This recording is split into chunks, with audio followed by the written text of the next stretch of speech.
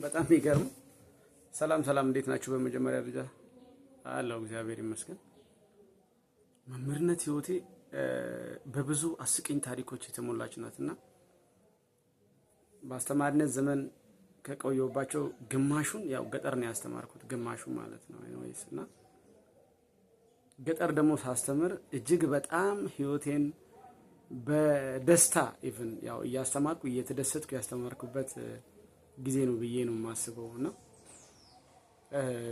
የሆነ ጊዜ ሲቲዘንሺፕ ሚል ጻፍኩኝና የሆነ ለሰና ሲቲዘንሺፕ ሚል ከዛ ልጆቹ ያው የገጠር ተማሪዎችም ናቸው። ሲቲዘንሺፕ አዲስ ነው ለነሱ እና ዛሬ ተማሪዎች ሲቲዘንሺፕ ነው ማስተምራችሁ፣ ስለ ሲቲዘንሺፕ ነው ማስተምራችሁ እና what is citizenship ምናምን ነገር ብዬ what is citizenship and what is citizen is the difference between citizenship and citizen ምናምን ነገር የሚል ጥያቄ ጻፍኩኝ።